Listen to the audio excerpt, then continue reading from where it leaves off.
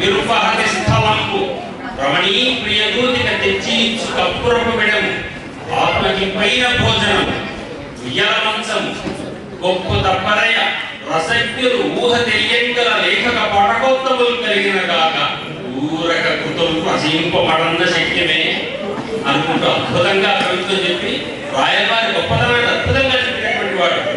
రాయలవారి చేత తన మనసును అందుకుంటున్నప్పుడు ఆయన పల్లకి మోయించుకున్నటువంటి గొప్ప వ్యక్తి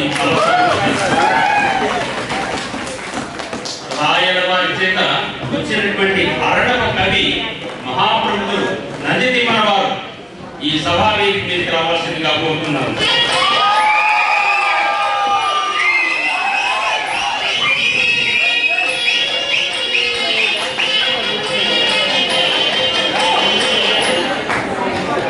ఈ నందితిమ్మనకు మరొక పేరు ముక్కుతిమ్మన అని కూడా ఉందండి. ఆయన ముక్కు మీద గొప్ప పద్యం రాశాడు. ఆ ముక్కు మీద రాసిన పద్యానికే లోకమంతా కూడా ఆయన ముక్కుతిమ్మన అని పేరు పెట్టింది.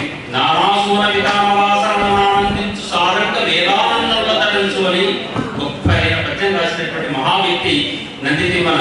పరజాతాపహరణ కావ్యాన్ని రాసినటువంటి వారు ఈ రోజు ఈ విజయ భువనగిరి సామ్రాట్లు వచ్చేసినటువంటి వారు.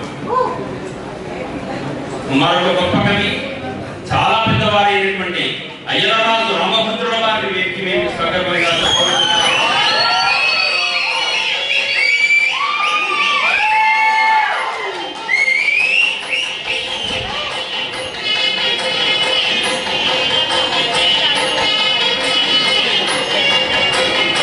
రామాభ్యుదయమనే కావ్యం రాసి రమణీయంగా లోకానికి రాముడిగా సంధించినటువంటి మహాగౌరవనీయులైనటువంటి కవివర్యులు వీరు.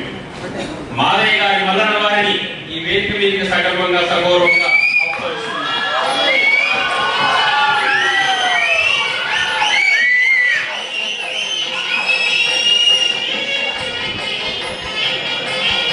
రాజశేఖర చరిత్రం అనేటటువంటి అద్భుతమైనటువంటి కావ్యాన్ని ప్రబంధాన్ని మనకు అందించినటువంటి మాదయ్య గారి మల్లన్న గారు చేసి ఉన్నారు. ఇక రామరాజభూషణుడుగా పేరు పొందినటువంటి పట్టుమూర్తి కవి గారిని వేదిక ఆహ్వానిస్తున్నాం.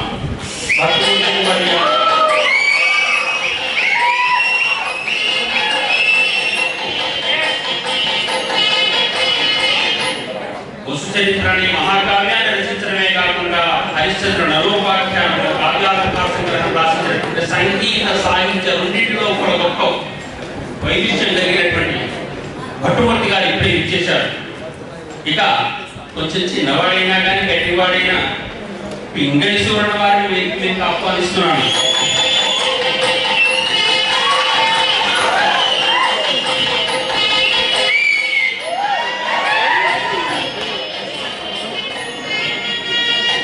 కళాపూర్ణోదయం రాఘవ పాండవీయము ప్రభావని మృత్యుబ్రహ్మణ్యటువంటి మహాకావ్యాలు రాసినటువంటి పింగళీశ్వరుడు కవులు ఇక్కడికి ఇచ్చేశారు. ఇక రాజులను కూడా ఎదిరించగలిగి జ్ఞానాన్ని ఉపాసించినటువంటి మహావైరాగ్య కవి అయినటువంటి మహాశృంగార కవి వైరాగ్య కవి అయినటువంటి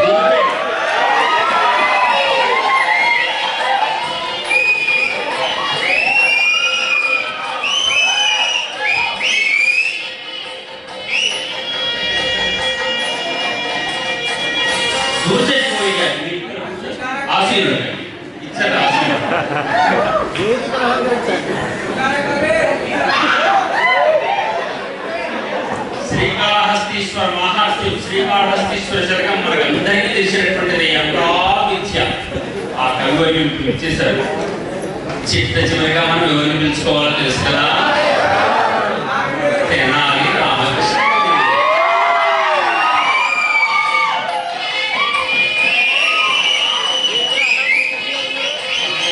కవివర్యులతో అటు వస్తున్నట్టున్నారు.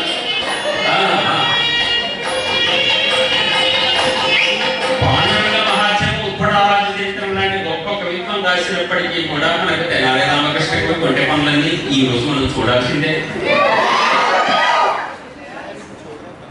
ఈ సభను నిర్వహించేటటువంటి మహాగౌరవనీయులు చాలా గొప్పవారు.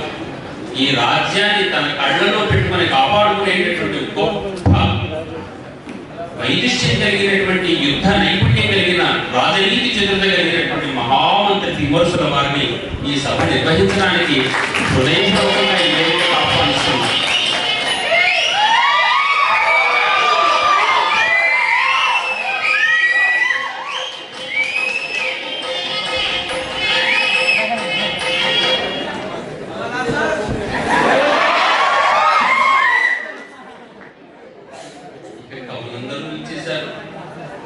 తెనాలి వారే సరిగ్గా కూర్చోలేదేమో కానీ రాజుగారి కోసం చాటుగా చూస్తున్నట్టున్నారు.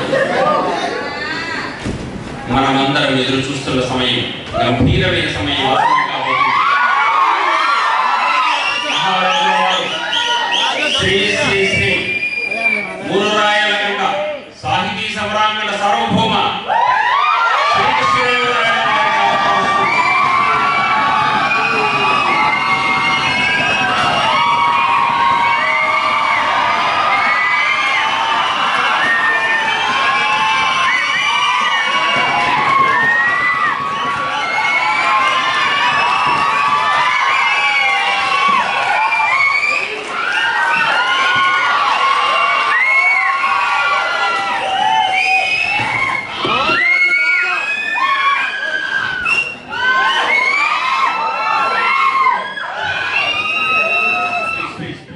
విజయనగర సామ్రాజ్యములో ప్రజలు, పుర ప్రముఖులు, భూ ఆదేశులు, మంత్రులు, అష్టదిగ్గజ కవులు అందరికీ ఈ భువన విజయ సభా మందిరముకు స్వాగతం, సుస్వాగతం.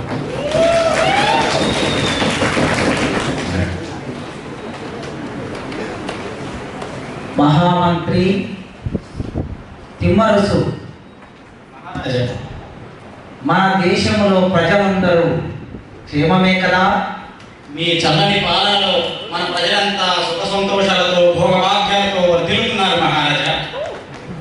అయితే ప్రజలు అనగా ఈ దేశం విజయనగర సామ్రాజ్యం తెలుగు నేల మీద సువిశాలమైన రాజ్యాన్ని స్థాపించి పొట్నూరు వరకు విజయస్తంభాన్ని నాటించిన ఘనత మన ప్రజలకు, సామంతులకు, సైన్యాధిపతులకు, మన సైనికులకు ఈ ఘనతని ఇస్తున్నాం మహారాజా. అయితే మనము ప్రతి సంవత్సరం ఎందరో కవి పండితులను పోషిస్తున్నాం. ఆ కవి పండితుల మీద ప్రజలు వివిధ రూపాలలో కట్టిన పన్నులు మన ధాన్యాగారానికి వస్తే ఆ ధాన్యాగారం నుంచి మన కవులను పోషించడానికి అగ్రహారాలు ఇస్తున్నాం. మనులు, మాణిక్యాలు, వజ్ర వైడూర్యాలు ఇస్తున్నాం. మరి అట్లాంటి మన కవుల సాహితీ వ్యవసాయం ఎలా ఉందో తెలుసుకోవాలని మా మనసు ఉబ్బిరిల్లుతున్నది మంత్రివర్య. మహారాజా, మన ఈ భువనేశ్వరి ఎక్కడా లేని సాహిత్య సభ ఇది. మహారాజా, భువన విజయాఖ్య సభ ఇది, భువన విజయాఖ్య సభ ఇది, దివిని వెలయు వరసుధర్మకు సరిజోదు సరసులారా, దివిని వెలయు వరసుధర్మకు సరిజోదు సరసులారా. సార సంగీత సాహితీ క్షీరధార సంగతులు కవులు మీరందుకొనుడు.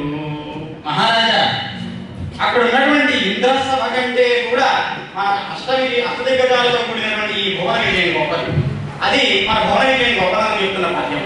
మహారాజా, మీరు అన్నట్లుగా పన్నులు కడుతున్నారు ప్రజలంతా. మరి అటువంటి సామాన్య ప్రజలకు కూడా వీరి పాండిత్యం ఏదో తెలియాలి. మీరు అన్నది నిజమే, సముచితంగానే ఉన్నది.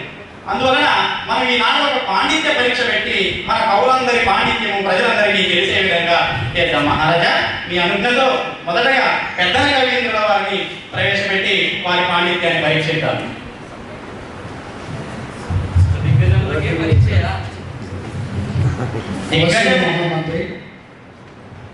మహారాజా, వీరికి మడుచిత్రాయ కావ్యంలో చూపినటువంటి ప్రతిభ మీకు తెలుసు. అందులోంచి మీరు ఏదైనా కోరుకుంటున్నారా? పెద్దన్న గారు, మీరు క్షేమమే కదా? మహారాజా, మీ పాలనలో మా అగ్రహారాలు మేము సుభిక్షంగా ఉన్నాం మహారాజా. మీ సామంత రాజుల పరిపాలన ఎలా ఉన్నది? బహు బేషుగా ఉన్నది మహారాజా. పెద్దనా, మీరు రాసిన కావ్యకన్యను మాకు ఇవ్వాలని మా మనసు ఉవ్విళ్ళూరుతున్నది. మాకు ఇప్పటికీ 2 భార్యలున్నా ఇంకొక కావ్యకన్యని పొందాలని మా మనసు ఎంతగానో తపిస్తున్నది. మహారాజా, మీకు అంకితం ఇయ్యాలని చెప్పి సార్వోచిత మనస్వభావాన్ని తెలుగు చేస్తున్నాను మహారాజా. అందులో నుంచి ఒక మంచి పద్యాన్ని వినిపించదు. అలనాడు ఆ ప్రవరుడు అరుణాస్పదపురం నుంచి ఆగు పసరునే పాదలేపనంగా రాసుకొని హిమాలయాలకి ఎక్కి అక్కడ చూసినటువంటి ఒక సుందర దృశ్యాన్ని మీకు వినిపిస్తాను మహారాజా, ఆలకించండి. అటజని కాంచె భూమి సురుడంబర చుంబే శిరస్సరార్జరి పడల ముహుర్లుడ దవంగ తరంగ మృదంగ నిస్వన స్ఫుట నటనానుకూల పరిపుల్ల కలాప కలాపి జాలమున్ కటక జనక్కరేణు కరకంపిత సాలము శీతశైలము. భలే భలే ఎంతనగనింద్ర, ఏమి వర్ణన, ఏమి వర్ణన. మహారాజా, ఇక్కడ ఉన్న వారంతా మీరు మహాపండితులు, వీరందరికీ మధ్య భావం లేదు. మరి ఈ సామాన్య ప్రజలు నిరక్షర కుక్షులైన ఈ పామరులకు కూడా మీ అర్థాన్ని తెలియజేయాలి.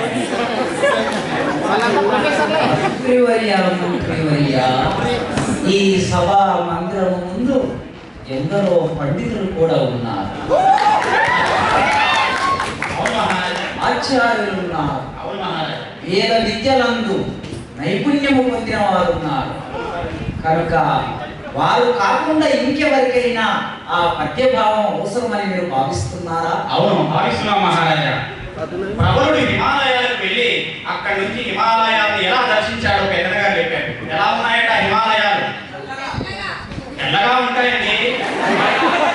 ఆకాశాన్ని అంటున్నటువంటి సెలయేళ్ళు కింద పడుతుంటే ఆ శబ్దం మృదంగ ధ్వనిలాగా వినిపించి నెమళ్ళట నృత్యం చేశాయట. అలాగే కాదు, ఇంకేమంటున్నాడు, ఆడ వేరులట ఆ సాలవృక్షాన్ని కట్టిస్తున్నాయట. భావి కథార్థ సూచన చేసే ఈ కావ్యం మహోన్నతం. అంటే రాబోయే కథలో మాయాప్రౌఢి బాలిలో పడుతుంది మా వరువుని అని చెప్పడం కడుపులో నిక్షేపించినటువంటి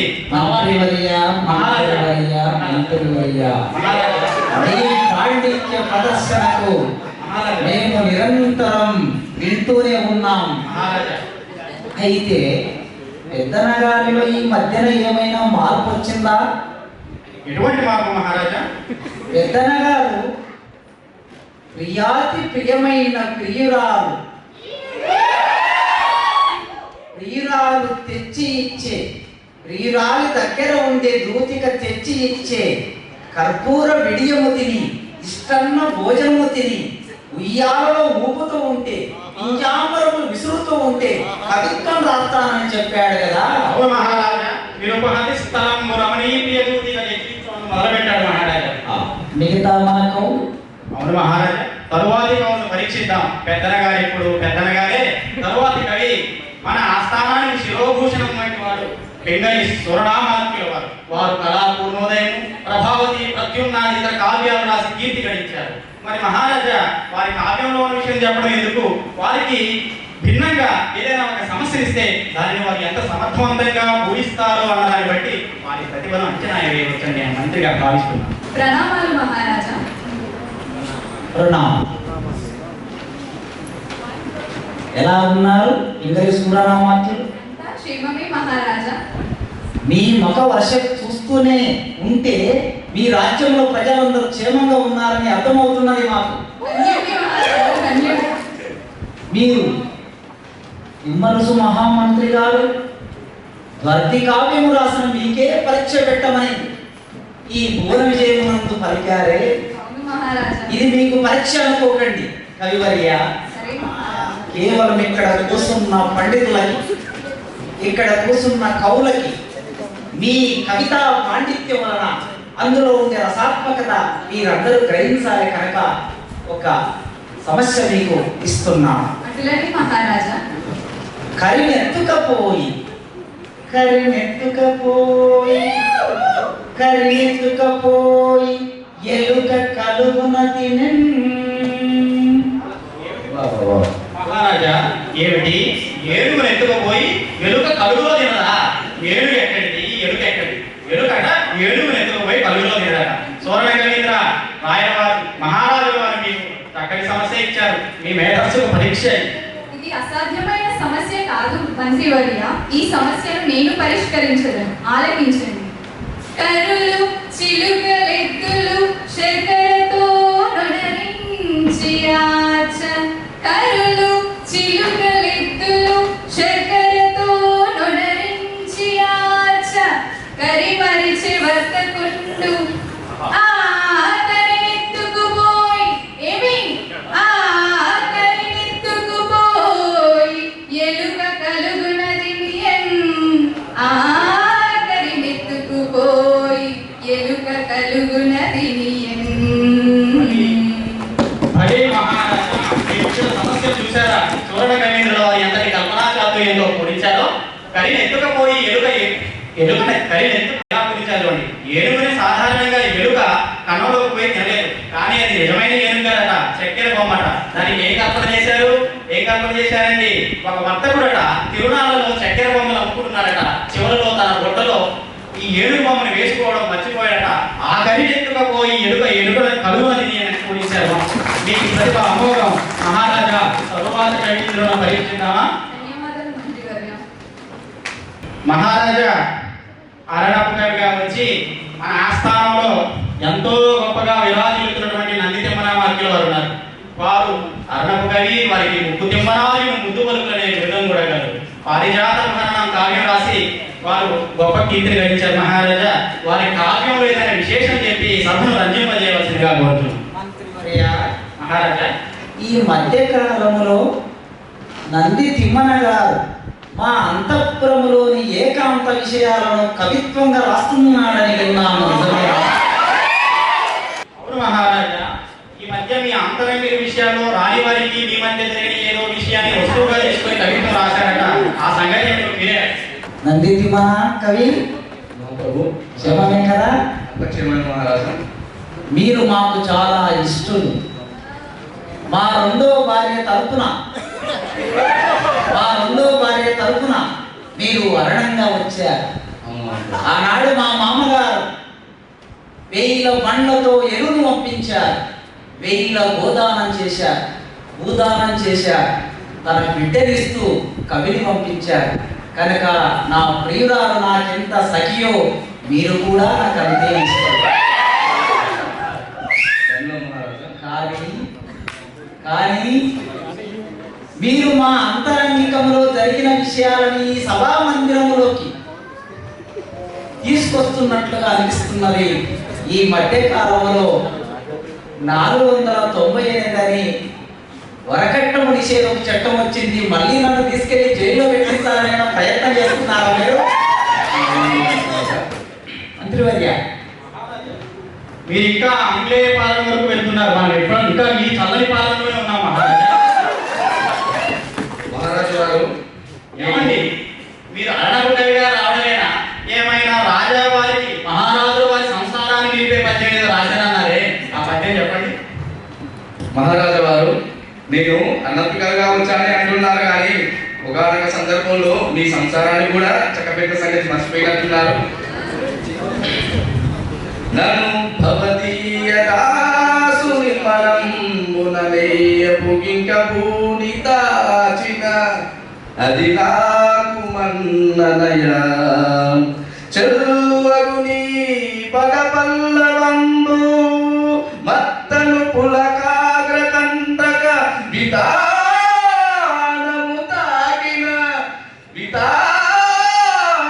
తాగిన నెచ్చునంచునే నడియదా అల్కమానము గదా ఇకనైనా అల్కమానము గదా ఇకనైనా అరాల గుంతలా అరాల ఆ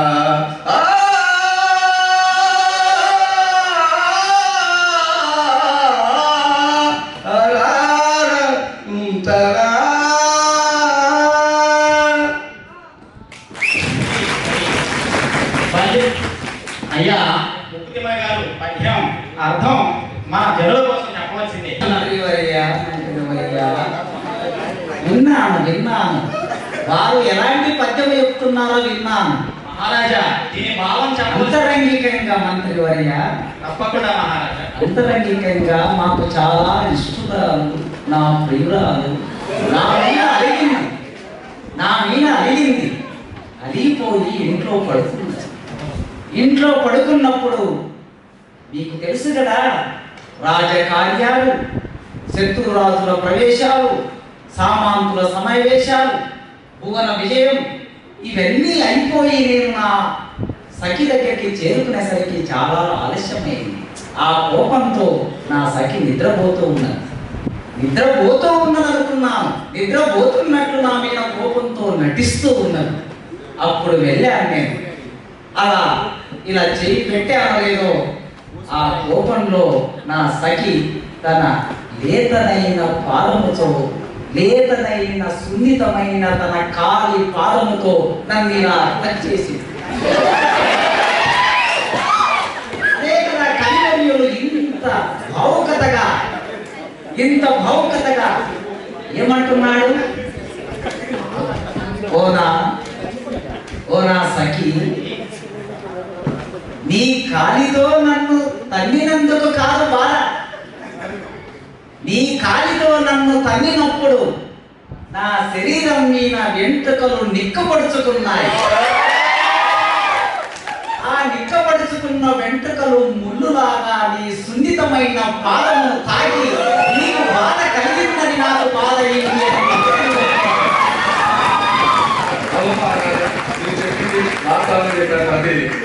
మహారాజా కవులు కప్పి చెప్పడంలో సమర్థులు కదా. ఆ అవమానం చేసిన సంగతి పక్కన పెట్టి, అతని తల్లిని పక్కన పెట్టి, నువ్వు తగ్గడం వల్ల నా వెంట్రుకలు తగిలి నీ పాదానికి గాయమైంది అని తిరిగి కప్పి పెట్టడం అనేది కవులకు జరిగేటువంటి వారి సహజంగా ఉండేటువంటి వారి సామర్థ్యం. మహారాజా తదుపరి కవిని పరీక్షిద్దామా? మహారాజా మన అయ్యరాజు రామభద్ర కవి వారు వారి పాండిత్య పరీక్షకు ఎదురు చూస్తున్నారు.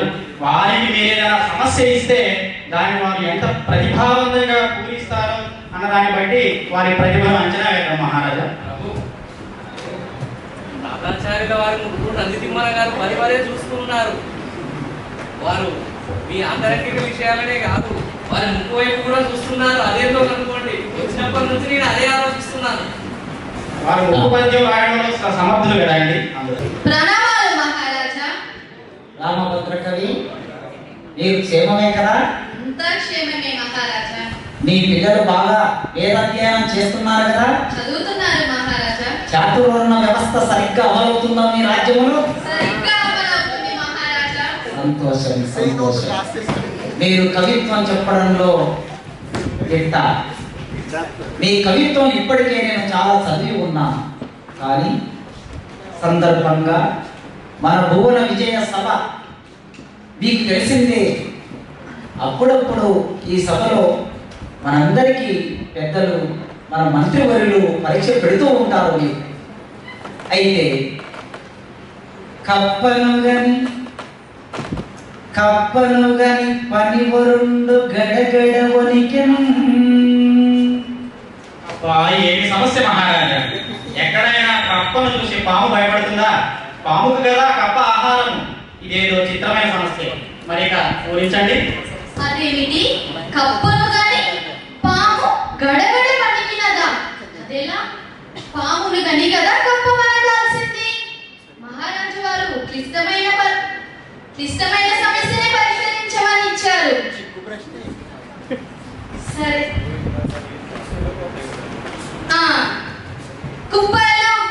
కుప్పలు కావలి కాయగా చెప్పులు కర్ణయుడు పూని శీఘ్రగతి దా చప్పుడగుడు వచ్చడి బెం కప్పను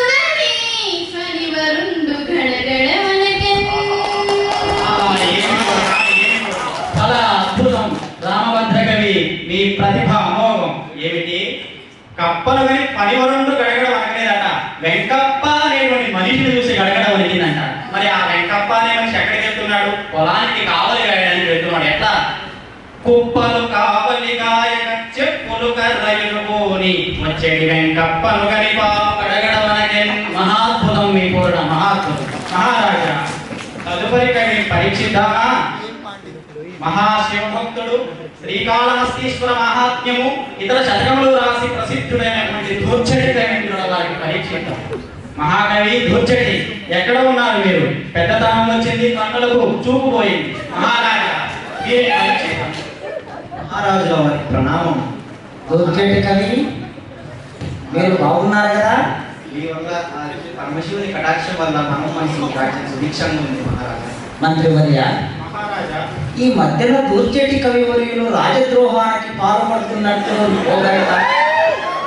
మహారాజా, నాకు కూడా అంతరంగిక వలన తెలియవచ్చినది. వారి మధ్య రాజుల మీదనే ప్రేరాలను పేరుతున్నారని విన్నాం. బహుశా వారికి రాజుల ప్రాప్తం దొరకక ముందు కావచ్చును. మరి ప్రస్తుతం మీ మీద ఏమైనా ఆక్షేపం ఉందో వారిని తెలుసుకుందాం. అయినను ఓన విజయ సభలో ఉన్నారు కనుక వారి కవిత్వాన్ని మనం విని తీరవలసిందే. బుజ్జటి కవీంద్ర, మీ మనసులో ఏమనుకుంటున్నారో రాజా వారికి తెలియజేయండి. మహారాజా, మన రాజ్యాస్థానంలో సమస్త భోగభాగ్యములు అనుభవించినప్పటికీ మేము మా మదిలోని ఈ చింతన మీకు వినిపిస్తున్నాం. రాజుల్ మత్తులు వారి సేవనరక ప్రాయంబు. రాజుల్ మత్తులు వారి సేవనరక ప్రాయంబు.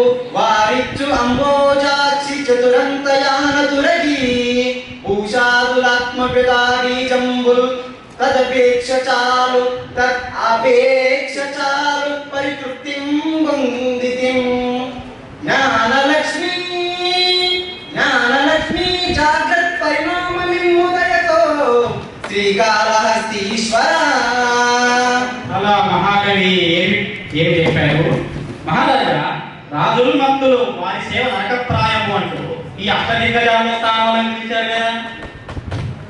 కవివర్యులు జీవితం అంతా అనుభవించారు మహారాజా, రతిరాజ దర్వాజలు అన్ని దాటారు. అందమైన స్త్రీల కౌగిట విశ్రాంతి పొందారు. అంతా అయిపోయాక 70 ఏళ్ల వయసులో ఇప్పుడు 70 ఏళ్ల వయసులో శివుణ్ణి పూజిస్తూ రాజులు ఉన్నట్లు అంటున్నారంటే, అయినను మా రాజ్యములో కవులందరికీ స్వేచ్ఛగా తమ అభిప్రాయాన్ని ప్రకటించుకునే హక్కు ఉన్నది. అదే శ్రీకృష్ణదేవరాయ ఆస్థానంలో ఉండే ఆ ప్రజాస్వామిక విలువ. అందుకే వారు చెప్పిన ఆ పద్యములో మమ్మల్ని ఆపేక్షించడం ఏమీ లేదు. మహారాజా, మీరు శ్రీకాళహస్తీశ్వర మహాత్మ్యంలో భక్త కన్నప్ప ముద్ద భక్తిని వర్ణించిన తీరు అమోఘం. ఇంతటి మాధుర్యం ఈ కవికి ఎలా వచ్చిందంటారు? మహాకవి మహారాజా, మా ఈ ఇహపరిశ్రమలన్నీ అనుభవించిన పిదప మాకు ఆ శ్రీకాళహస్తీశ్వరుని చరణారవిందంతోనే మోక్షం ప్రాప్తిస్తుందని మేము ఈ రచన చేశాము. అన్యతగా భావించము. స్తుతిమతి అయిన ఆంధ్ర కవి దూర్చటి పలుకులకేల కలిగెను. స్తుతిమతి అయిన ఆంధ్ర కవి దూర్చటి పలుకులకేల కలిగెను. అతులిత మాధురీ మహిమ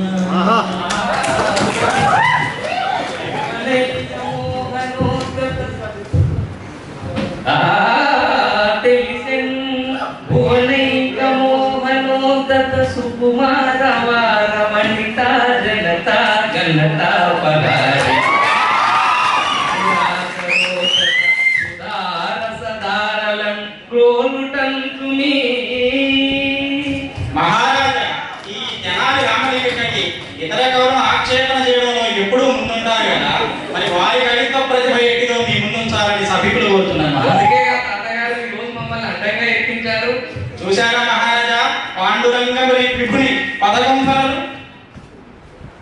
తిమ్మరసు మహామంత్రి, మీకో విషయం మీ దృష్టికి వచ్చిందో లేదో, తెనాలి రామకృష్ణ కవి ఈ మధ్యలో మీ మంత్రి పదవి మీద ఆసక్తిని చూపిస్తున్నారు.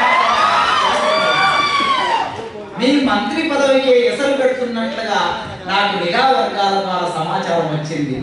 మహారాజా వారు అట్లు చేసినతో మరలా వారు స్వగ్రామమైన తెనాలికి పంపించారు. తెనాలి పంపించుడేమో కానీ నేటి పక్షంలో దీన్ని రాత్రి కూడా పౌరించుతుండేను. రాజ్యక్షేమం లేడ చూసుకుంటాను. మహారాజా ఆంతరంగికుడుగా మహామంత్రిగా మీకు సూచనలు ఎప్పటికీ ఇస్తూనే ఉన్నాను. కానీ మహారాజా వీరి విన్యాసాలు మీకు తెలియనివి కావే. ఒకసారి ఒక విదేశీ పండితుడు వచ్చాడండి మా ఆస్థానానికి. వచ్చినప్పుడు ఆయన ఎవ్వరు ఏది చెప్పినా సరే దాన్ని అలాగే రాస్తానని ప్రతిన చేశారు. అప్పుడు మా రామలింగ కవి గారు ఏ విన్యాసం చేశారో వారి మాటలోనే విన్నాం. మీరు కానంటా తాతగారు అన్ని తెలిసి మమ్మల్ని మరగమరగా ప్రభుత్వం నుండి ఎడకారం చేస్తుంటే రామలింగ కవి గారు మంత్రివర్య మహారాజా ఆసీనులు కవి రామలింగ కవి గారు కేవలం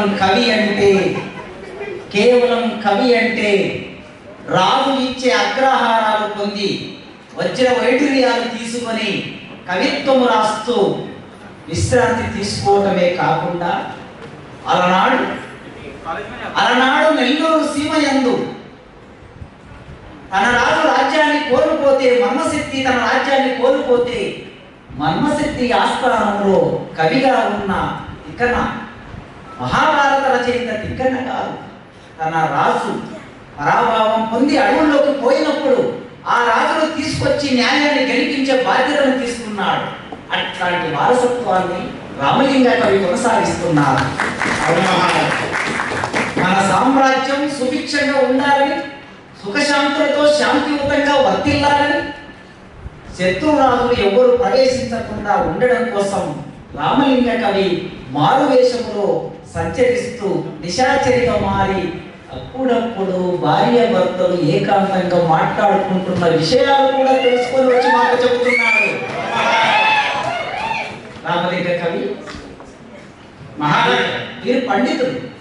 మహారాజా మీరు ఆ విదేశీ కవి వచ్చి ఏదైనా చెప్పినా రాయగలన్నప్పుడు ఆయన ఎట్లా బెదిరించి పంపించాడో మనందరికీ తెలియాల్సిన అవసరం ఉంది.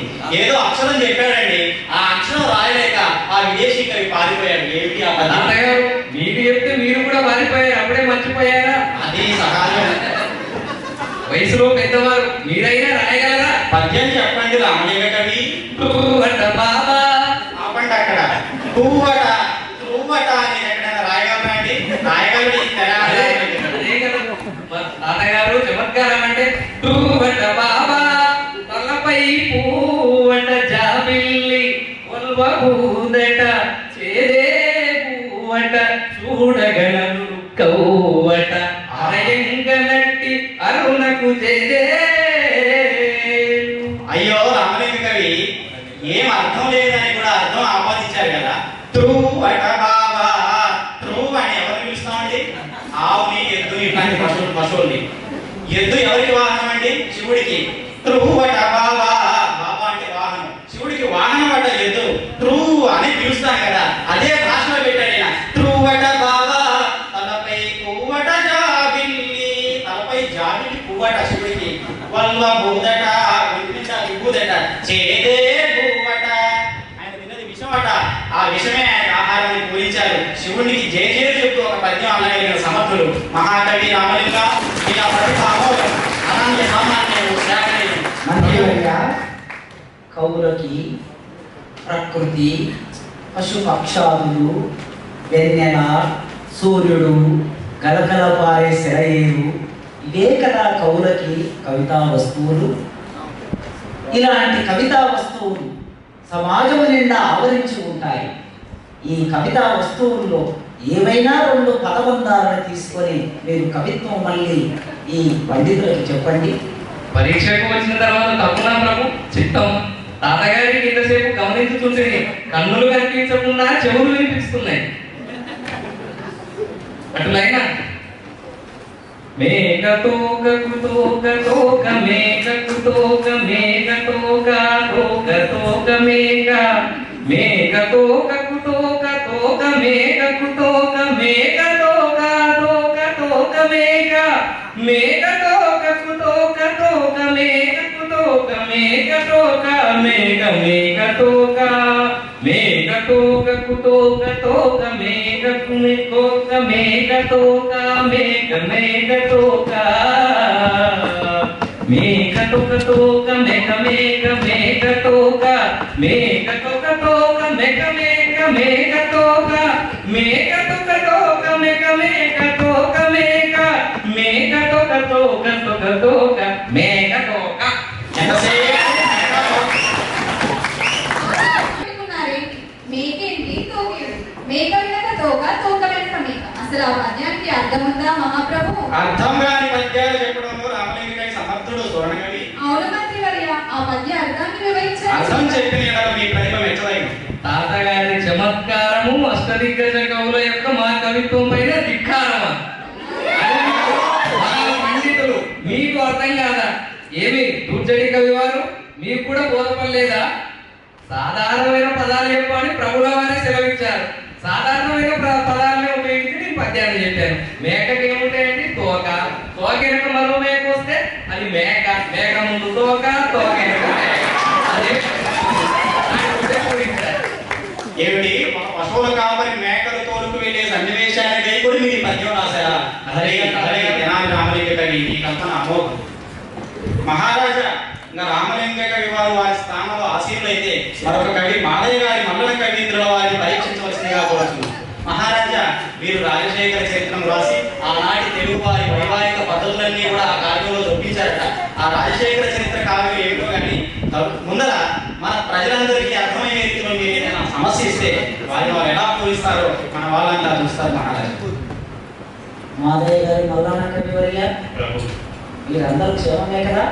మీ పాలనలో మహాక్షేమంగా ఉన్నాం మహారాజా. ఈ మధ్యన మీ సామంత రాజ్యంలోకి శత్రురాజులు ప్రవేశించారని తెలిసింది. అవును, అక్కడ మీ సామంతులు బలంగా వారిని ఎదుర్కొన్నారా? శత్రువులు రాజ్యంలోకి వచ్చింది నిజమే, కానీ మా సామంత రాజులు వారిని వెంబడించి వాళ్ళ రాజ్య పొలిమేరల దగ్గర వదిలిపెట్టి వచ్చారు మహారాజా. చాలా సంతోషం. మీరు కవిత్వం చెప్పడంలో ఈ భువన విజయ సభలో ఉన్న అందరితో సమానమైన వారు. అట్లాంటి మీకు మంత్రివర్యులు ఒక పరీక్ష పెట్టారు. ఇది పరీక్ష అనుకోకండి, కేవలం మీ ప్రతిభకు ఇది ఒక నిదర్శనంగా భావించండి. మీరు సమస్య ఇవ్వటము, మేము వాటిని పరిష్కరించడం కొత్త మహాప్రభు. అలాగే కానీ బలరాముడు సీతను చూసి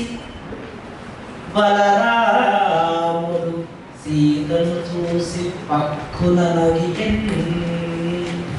మహారాజా అసాధ్యమైన సమస్యలు ఇచ్చారే. ఎక్కడో భారతంలో ఉండే పాత్ర బలరాముడు శ్రీకృష్ణుడికి అన్న, మరి ఇక్కడేమో రామాయణంలో రాముడి భార్య సీత. అక్కడున్న బలరాముడు అక్కడి నుంచి వచ్చి ఇక్కడ సీతను ఎలా చూస్తాడు? జటిలమైన సమస్య. మాదయ్య గారి మల్లన కవి ఊహించండి. అవును మంత్రివర్య, ప్రభువుల వారు ద్వాపర యుగానికి త్రేతాయుగానికి ముడిపెట్టినారే. ఇది కష్టతరమైనదే. అయినను మా శక్తి సామర్థ్యాల మేరకు ప్రయత్నించి దీనిని పరిష్కరించేదాం. ఏమిటి? బలరాముడు సీత చూసి పక్కన నవ్వయా? ఇది ఆలోచించాల్సిన విషయం.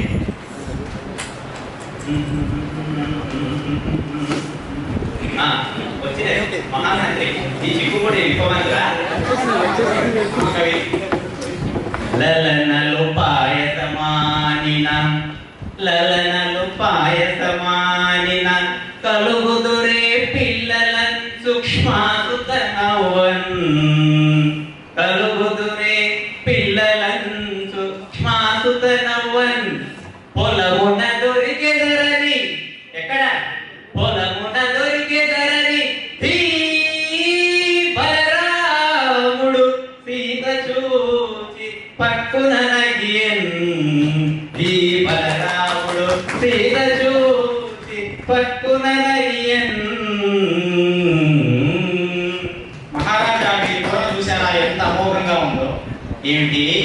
సీతారాముడు సరసాలాడుతూ కూర్చున్నారా మాట్లాడుతూ? ఏమన్నారట సీతారాముడిని? ఏమిటి మీ అమ్మవాడు పాయసం తాగితే నువ్వు పుట్టావా అని రాముని సరసంగా అంటే వెంటనే రాముడు అన్నట పొలమున దొరికెదరని బలరాముడు సీత చూచి పక్కున నగియన్. బుద్ధిలో బలం కలిగినటువంటి రాముడు బలరాముడు అంటే ఆ బలరాముడు కాదు, ఈ బలరాముడు సీత చూచి పక్కునని గురించారే. చూసారా మహారాజా మన కవుల కల్పనలకు అంతం లేదని ఈనాడు భువన విజయం రుజువు చేస్తున్నాను.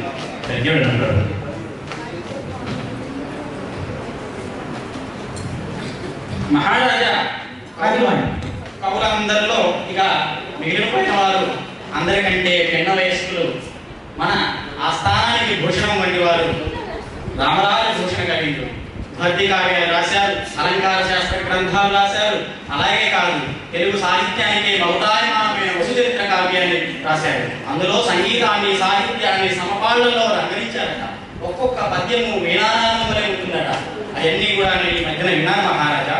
అంతేకాదు, పదమెత్తని కళహంసలీల అధర స్పందము జేయన్ సుభాస్వరము రాగకరంబకంబు అంటూ గీతా అందాన్ని వర్ణిస్తుంటే మహారాజా పొలకించిపోయాను. మీరు కూడా అవలోకించండి వారి కవిత్వాన్ని.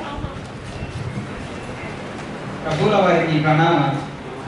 ఆ సరస్వతీదేవి కృపా కటాక్షం వలన సంగీతం సాహిత్యం సమపాళ్లలో ఆ సంగీత సాహిత్యాలను నిలవించి రచించిన నా వశ్చరిత్ర కావ్యంలో వసంత ఋతు వర్ణన భువన విజయంలో గావించదది గైకొని. లలనా జనాపాంగవలనా వసదనంగతులనా వికావంగలో ప్రసంగం అలసాని లవిలోల దరసా సవరసాల పలసాదర శుకాల పన విశాలం అరిని గరుదని కమలిని కుతదుని కమలిని సుకిత కోక కులవదూకం అధికాంత సలతాంత లతికాంత రహితాంత రతికాంత రనతాంత సుతను కాంతం అకృత కామోద కురువక వికల వకుల ముకుల సకల వనాంత ప్రమోద చరిత కలిత కలకంఠ కులకంఠ కాకలి వివాసురము వచ్చు మధుమాస వాసరంబు మధుమాస వాసరంబు. రామరాజభూషణ కవి ఏమి పద్యము! వసంతం వచ్చినప్పుడు ప్రకృతి ఎలా ఉంటుందో వర్ణిస్తున్నారు కవి. కోకిలలు, పక్షులు, జంతువులు, ఇట్లా ఈ వృక్షాది జంతుజాలం అంతా పొందే మార్పులు ఎన్నివో వారి పద్యంలో నిక్షిప్తీకరించారు. అలాగే కాదు, రామలింగ కవి గారు మీరు పద్యం చెప్తున్నప్పుడు అసూయగా చూస్తున్నారు మహారాజా. చూశారు, గమనించే ఉంటారు మీరు కూడా. రామరాజ భూషణ కవి గురించి మనందరికీ తెలిసినదే కదా. భూషణము వంటి వాడు రామరాజ భూషణ కవి. కవులందరూ కేవలం కవిత్వం మాత్రమే రాస్తారు. కవులు కవిత్వం మాత్రమే రాస్తారు. కానీ ఆ కవిత్వంలో ఉండే తప్పొప్పులని ఎత్తి చూపిన ఏకైక కవి రామరాజ భూషణ కవి. సంగీతమపి సాహిత్యం సరస్వత్యాః భుజద్వయం ఏక మాపాత మధురం అనే ఆలోచన అమృతం అన్నట్లు సంగీతము సాహిత్యము రెండిలోనూ అందేవేసిన చేయి రామరాజ భూషణ కవీంద్రుల వారు. వారి ప్రతిభ అమోఘము. అష్ట దిగ్గజాలలో వారు ఒక ప్రత్యేకమైన దిగ్గజం. మహారాజా, నాకు ఇందాక నుంచి ఒక సమస్య మధ్యలో తోడుస్తున్నది. ఇందరు కవులు వారి కవిత్వ ప్రతిభను నిరూపించుకున్నారు కదా. మరి ఇందరు కవుల్లో సంస్కృతము తెలుగులోను సమానంగా పాండిత్యం జరిగినటువంటి కవులెవరో ఉంటే వారికి అగ్రతాంబూలం ఇచ్చి గౌరవించాల్సిందని మహామంత్రి గారు సూచిస్తున్నారు మహారాజా.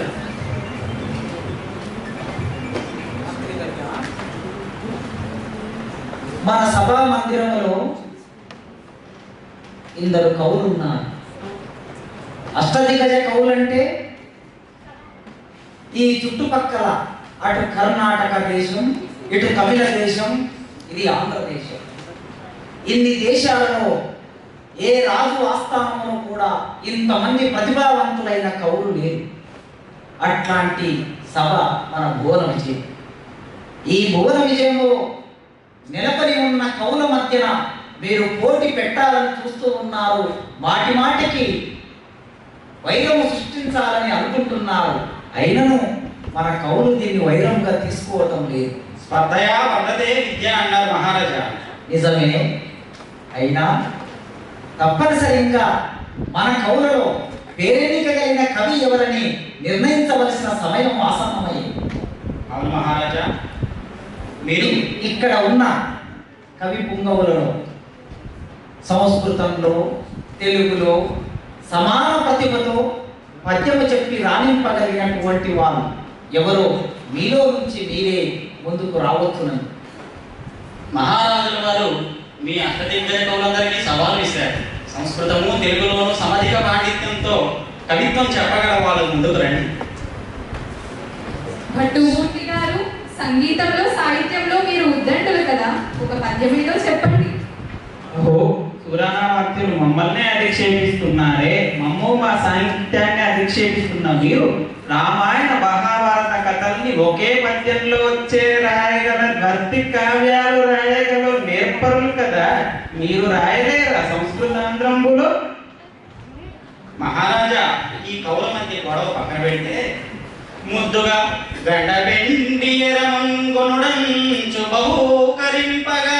మహారాజా, ముద్దుగా గండబెండి ఎరమంగొనుడంచు బహూకరింపగా ఒత్తిక ఒత్తిక ఒత్తిక నాకు సంగుమని ఒత్తిక నాకు సంగుమని ఒక్కరు లేరకో ఒక్కరు లేరకో ఒక్కరు లేరు లేరకో. పెద్దన పోలు పండితులు బుద్ధిని లేరని నీ వెరుంగవా. పెద్దన పోలు పండితులు బుద్ధిని లేరని నీ వెరుంగవా. పెద్దల గీదలంచిన పేర్మిని నాగిడు కృష్ణరాం రూపా. మహారాజా, మీరు నిజంగా గండపిండేరమే ఇవ్వాలనుకుంటే అది నేరుగా నాకు ఇవ్వచ్చు. ఈ రకంగా పరీక్ష పెట్టి నాకు ఇవ్వాలనుకోవడం సబబా మహారాజా? మా పాండిత్యం మీకు తెలియంది కాదా? ఏమిటి పెద్దల కవీంద్ర, పరీక్ష లేకుండానే బహుమతి కొట్టేద్దామని చూస్తున్నారే? మంత్రివర్య, నాకు విషమ పరీక్షనే పెట్టావే. పెద్దన కవి నాకు ఇష్టం. పెద్దనను స్వయంగా నేనే మామా అని పిలిచిన నా ఇష్టమైన కవి పెద్దన. అట్లాంటి కవికి ఈ ఊర విజయ సభలో గండపెండేరం తొడగవలసిన పరిస్థితి ఏర్పడితే అది నాకు గౌరవమా? పరీక్ష నాకు తెలుసుకోలేకపోతున్న మంత్రివర్య. మహారాజా, అయినప్పటికీ ఇష్టమైనప్పటికీ పోటీలో మన తన భేదాలు ఉండకూడదు మహారాజా. పోటీ అవశ్యం. కాబట్టి వారి సంస్కృతాంధ్రాలను సమానంగా కవిత్వం చెప్పగలిగితే వాడికే గండపెండేరాన్ని బహుకరిద్దాం. మహారాజా, చట్టం ముందు అందరూ సమానమే అనేటువంటి మీ నిర్ణయానికి కట్టుబడి నేను ఈరోజు మహారాజు గారు ఇచ్చినటువంటి సమస్యకు కవిత్వం ఏ విధంగా ఉండాలి అనే విషయంలో ఒక తెలుగులో సంస్కృతంలో సమాన అధికారంతో చెప్పి వినిపిస్తాను. సభకి నమస్కారం. పూత మెరుంగులు అసలు పూప బెడంగులు చూపునట్టివా కైతలు జగ్గు జగ్గు నిగ్గు నినగావలె గమ్మున గమ్మనం వలెన్ రాతిరియం పవల్ మరపురాని హొయల్ చెలియాగ చంపు నిద్ధాతరి దీపులోయనగా తారశీలన్ వలె లోదలంచినం భాతిగా వైకొనన్ వలెను పైగలి కుత్తుకలోని పల్లటి కూతలనం వలెను సుఖసుఖోత్తులు రావలెను ఆలకించినన్ చేతి కొలంది కౌగిటను చేర్చిన కన్నియ చిన్ని పొన్ని మేల్మూతల సన్ను దోయివలె ముచ్చటగా వలె పట్టి చూచినం రాతడనున్న మిన్నుల మిఠారపు ముద్దుల కుమ్మ కమ్మనవు వాదెల దొండ పండు వలె వాసవిగా వలె పంటను దినం గాతలి దమ్మి చూలి దొరకై వసపున్ చెవరాలి సిప్పెపున్ మేగలి ఎబ్బరంపు చిగి నిబ్బరకు పగు గంపి కుప్ప పెంబూతలనున్న కాయ సరిపోడిని కిన్నెర మెట్ల బంతి సంఘాతపు సన్నదంతి భయకారపు కన్నడ కౌలవంతుగా సాతదానల వసంతి పటాడెడు ఘోటమీటు భంగ్రోతలను వలెను హరుమల్లను కావలె అత్త తెలుగు ఈ రీతిగా. మహారాజా, ఇంతవరకు తెలుగులో చెప్పాను మహారాజా. ఇక మీద సంస్కృతంలో చెప్తాను, ఆలకించండి.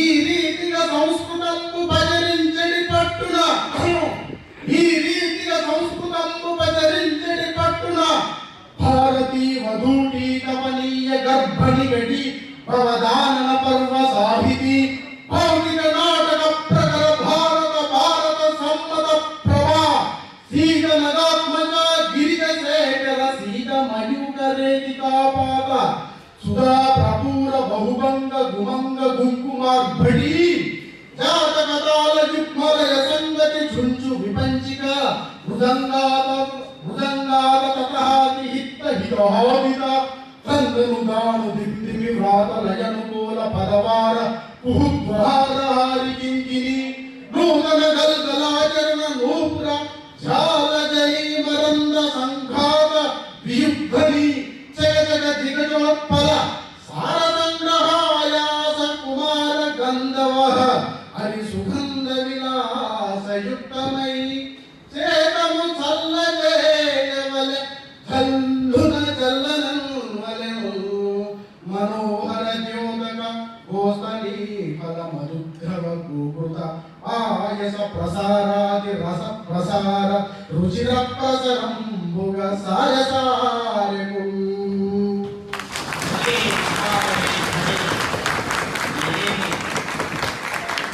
కవిత్వం ఎలా ఉండాలో రెండు భాషల్లో నిర్వచించారు వారు. గోకృత పాయసాన్నం వలె కవిత్వం ఉండాలని కవులకు నిర్దేశిస్తున్నారు వారు. ఇప్పటి వరకు వారు చెప్పిన ఆ ఉపమాలిక అర్థం ఏమిటి అంటే కవిత్వం ఎలా ఉండాలో వాటి లక్షణాలు చెప్తున్నారు మహాకవి. భావి కవులు మిమ్మల్ని ఆదర్శంగా తీసుకుంటారు. మహారాజా అంతేవర్య, ఎప్పుడైనా ఏ కాలంలోనైనా కవులు ఈ సమాజాన్ని పరిశీలిస్తూ ఉంటారు. ఈ సమాజాన్ని పరిశీలిస్తూ తమ మేధస్సుకు అందిన మేరకి కవిత్వం చేస్తూ ఉంటారు. ఒక్కొక్క కాలంలో ఒక్కొక్క కవి ఆ కాలాన్ని నిర్దేశిస్తుంటారు. కాలం కడుపుతో ఉండి కవిని కన్నది అన్నారు. అవును మహారాజా. ఈ కాలం కడుపుతో ఉండి పెద్దనని కన్నది. అవును మహారాజా. ఈ పెద్దనని అనుసరిస్తూ రాసే చాలా మంది కవులు ఈ కాలంలో ముందుకొచ్చారని వింటూ ఉన్నాం. అందుకే కవిత్వం గొప్ప కవిత్వం ఉంటుంది, కవిత్వం తక్కువ స్థాయిలో ఉంటుంది. కవులందరూ కవిత్వం రాసే సమయంలో ముకవి నింద సుకవి స్తుతి అని ఒక పద్ధతి. మన కాలం ఈ కాలంలో ఒక కవి ఉన్నాడు. ఆ కవి పెద్దనంటే అపారమైన ప్రేమ, గౌరవం, అభిమానం. అందుకే ఆ కవి పెద్దలను అనుసరించే కవులందరినీ నిందించాడు. పెద్దనవలే కృతి చెప్పిన పెద్దనవలే కృతి కవిత్వం రాసిన పెద్దనవలే కృతి చెప్పిన పెద్దనవలే అల్ప కవిని పెద్దనవలేనా. మరి ఏమనాలి? పెద్దనవలే కృతి చెప్పిన పెద్దనవలే అల్ప కవిని పెద్దనవలేనా? లేదు లేదు, అందరూ పెద్దనవలు కాలేదు. ఏమనాలి? ఎత్తనవలే గద్దనవలే మొత్తనవలే కుంద వరకు కవి చౌడప్ప అని నా కవి చెప్పిన ఆ కవితకి సార్థకతను చేకూర్చారు ఈనాటి మని అల్లసాని పెద్దనగా. అవును మహారాజా.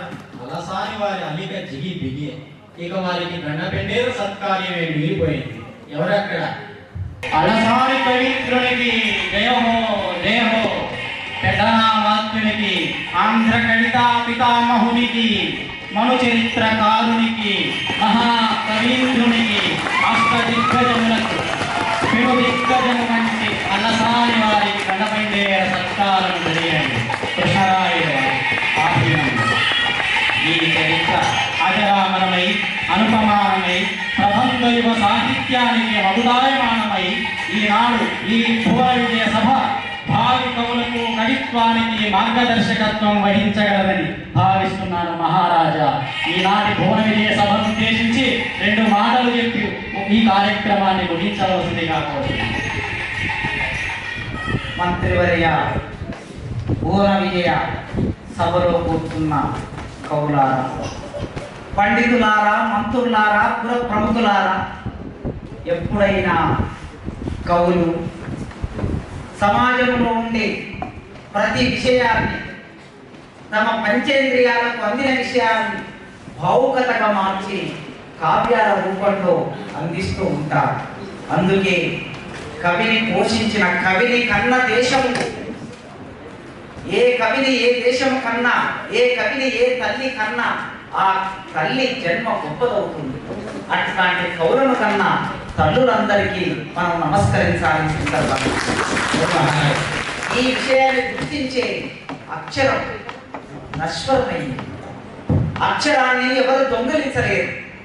అట్లాంటి అక్షరం నిక్షిప్తమైతే వేల సంవత్సరాలు, లక్షల సంవత్సరాలు, కోట్ల సంవత్సరాలుగా ఈ నేల మీద అక్షరం నడయాడుతూ ఉంటుంది, ప్రజల నాలుకల మీద తిరగాడుతూ ఉంటుంది. అందుకే భువన విజయంలో ఇంత ఖర్చు అయినా ప్రజల ధనం తిరగాడుతూ ఉంటుంది. అందుకే భువన విజయంలో ఇంత ఖర్చు అయినా ప్రజల ధనంతో కవుని మనం పోషించడం వల్ల ప్రధాన ఉద్దేశం ఇదే. ఈ విషయాన్ని తర్వాతి రాజులు కేవలం రాజుల్ని పొగడటం కోసం కాకుండా, రాజ్యంలో ఉండే గొప్పతనాన్ని చెప్పడం కోసం కాకుండా, కవిత్వాన్ని సుసంపన్నం చేయడం కోసం కవులను పోషించాలని, ఒక శాసనం వేయించాలని మంత్రివర్యులను ఆదేశిస్తున్నాను. అవశ్యం మహారాజా. మొదట్లో మనం అనుకున్నట్టు ప్రజలు పెట్టే పన్నుల మీద ఈ కవులందరినీ పోషిస్తున్నామనేది అపప్రదే. ఇదంతా, ఈ ధనమంతా సద్వినియోగం అవుతున్నదని నేడు ప్రజలు కూడా గ్రహించారు మహారాజా. జయ హో శ్రీకృష్ణదేవరాయ. జయ హో, జయ హో. మూడరాయన గండనికి జయ హో, జయ హో.